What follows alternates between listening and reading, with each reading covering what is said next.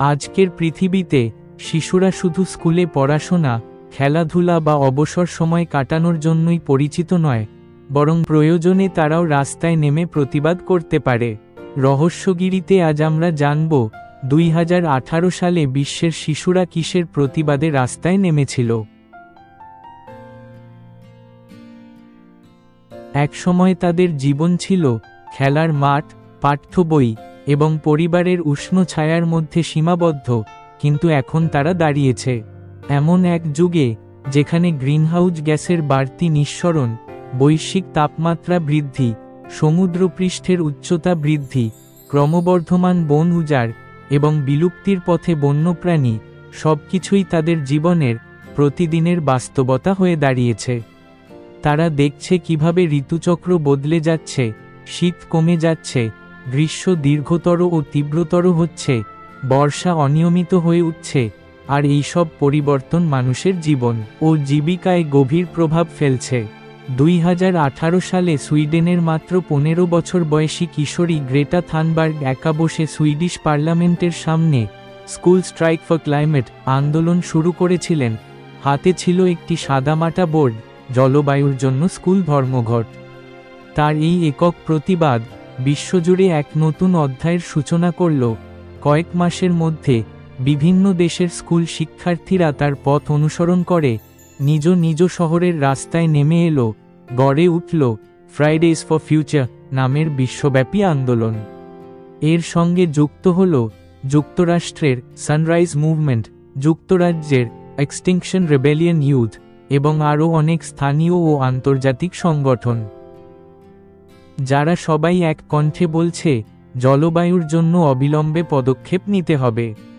শিশু ও কিশোররা বিশ্বাস করে ভবিষ্যতের মালিক তারাই, আর প্রাপ্তবয়স্কদের ব্যর্থতা তাদের জীবনের উপর সরাসরি প্রভাব ফেলবে। তাদের নৈতিক শক্তি এতটাই নির্মল ও সরল যে সেটি মানুষ ও গণমাধ্যমের দৃষ্টি সহজেই আকর্ষণ করে।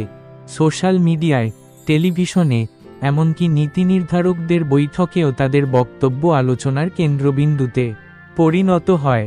তথ্যপ্রযুক্তির সহজলভ্যতার কারণে তারা বৈজ্ঞানিক তথ্য ও প্রমাণ হাতে পাচ্ছে, তা বিশ্লেষণ করে সচেতনভাবে জনমত তৈরি করছে এবং সেগুলো সামাজিক যোগাযোগ মাধ্যমে বিশ্বজুড়ে ছড়িয়ে দিচ্ছে।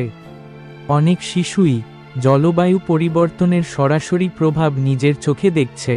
আফ্রিকায় খরা, অস্ট্রেলিয়ায় দাবানল, ইউরোপে তাপপ্রবাহ, বাংলাদেশে ঘূর্ণিঝড় ও জলোচ্ছ্বাস। বাংলাদেশে এই আন্দোলনের বিশেষ তাৎপর্য রয়েছে, কারণ দেশটি জলবায়ু পরিবর্তনের সবচেয়ে ঝুঁকিপূর্ণ দেশগুলোর একটি।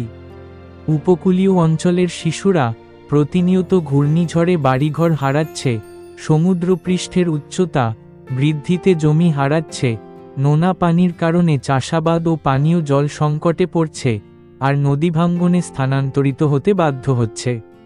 এসব অভিজ্ঞতা তাদেরকে কেবল ভুক্তভোগী নয়, বরং সক্রিয় কর্মী হিসেবে গড়ে তুলেছে।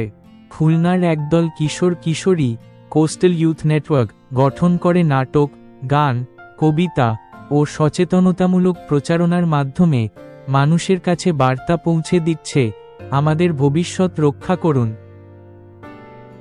আন্তর্জাতিক ক্ষেত্রে ফ্রাইডেজ ফর ফিউচার এর আওতায় লক্ষ লক্ষ শিশু ও কিশোর একসঙ্গে স্কুল ছেড়ে রাস্তায় নেমেছে। সৃজনশীল নাটক, চিত্রকর্ম ও শান্তিপূর্ণ অবরোধের মাধ্যমে বার্তা ছড়িয়েছে।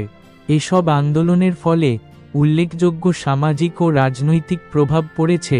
ইউরোপীয় পার্লামেন্ট জলবায়ু জরুরি অবস্থা ঘোষণা করেছে, কানাডা ও নিউজিল্যান্ড কার্বন নিরপেক্ষতার লক্ষ্য নির্ধারণ করেছে, অনেক দেশে জীবাশ্ম জ্বালানি নির্ভর বিদ্যুৎ কেন্দ্র বন্ধের সময়সীমা এগিয়ে আনা হয়েছে। এমনকি কিছু দেশে স্কুলের পাঠ্যক্রমে জলবায়ু পরিবর্তন বিষয়টি অন্তর্ভুক্ত করা হয়েছে। তবে এই পথ মোটেও সহজ নয়। অনেক রাজনীতিবিদ সমালোচনা করেছেন, বলেছেন শিশুরা পড়াশোনা ছেড়ে রাজনীতিতে জড়াচ্ছে।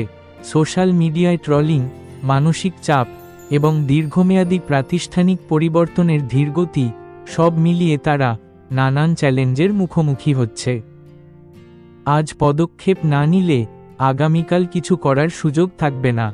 তাদের কণ্ঠে বারবার ভেসে আসে একই প্রশ্ন, আপনারা কি করছেন? এই প্রশ্ন শুধু রাজনীতিবিদ বা বড় বড় কর্পোরেট নেতাদের উদ্দেশ্যে নয়, বরং পৃথিবীর প্রতিটি প্রাপ্তবয়স্ক মানুষের জন্য। শিশুদের এই সাহসী পদক্ষেপ প্রমাণ করে পৃথিবীর রক্ষক হতে বয়স লাগে না, লাগে শুধু ন্যায়ের পক্ষে দাঁড়ানোর সাহস।